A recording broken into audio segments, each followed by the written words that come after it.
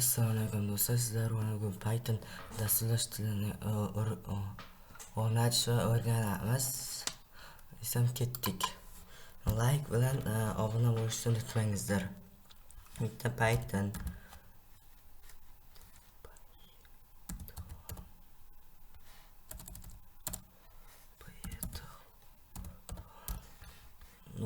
.org deb yozsak, rasmiy saytiga kiramiz.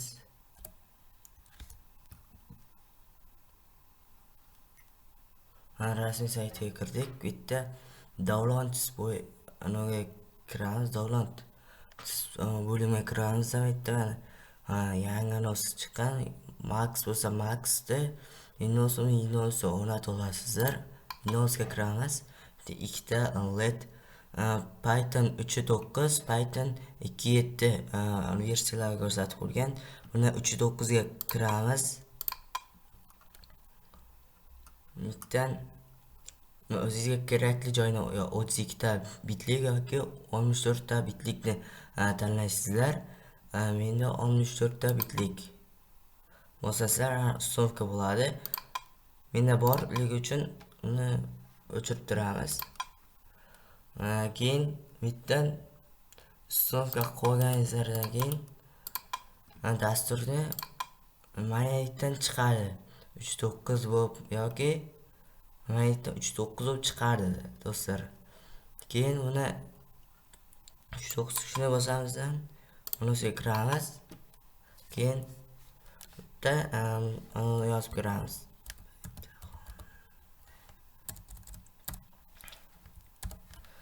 Rent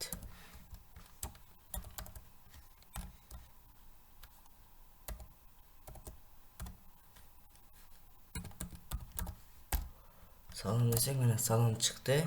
Yoki 2 yoki 2 8 deb yozamiz. Keyin eting qo'shuv b desakmi, javob chiqmadimi? Endi print deb yozamiz. Qavs ichida s deb yozamiz. 10 chiqdi javob.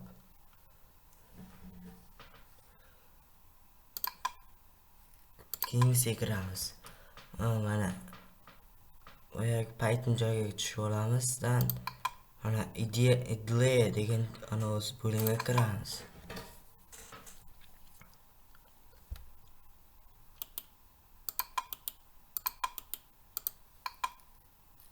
Mana kirdik. Endi bitta new flash joyiga bosamiz.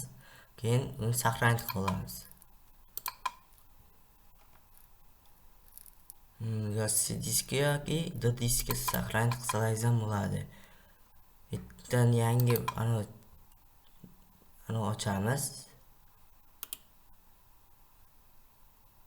Papka bittadan Python deb dars deb saqlanib qilamiz. Ichiga kiramiz. Bittan birinchi darsi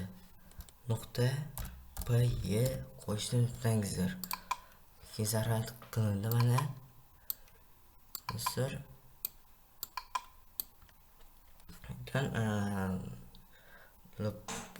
masala yozib ko'ramiz.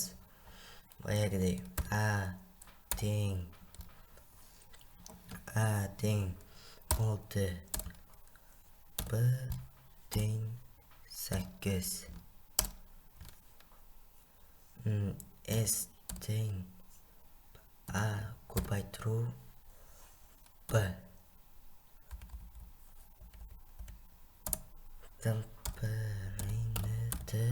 yozamizdan keyin qavs ichida s yozsak, keyin fly deb sarhand qilamiz. Run model. Mana 48 deb chiqardi. Yana boshqasi. Eting b is b teng 5000. Keyin s teng a yulab print s run saqlaymiz, kerak modulni bosamiz. Mana javob chiqdi. Do'stlar, bugun darsimiz tugadi.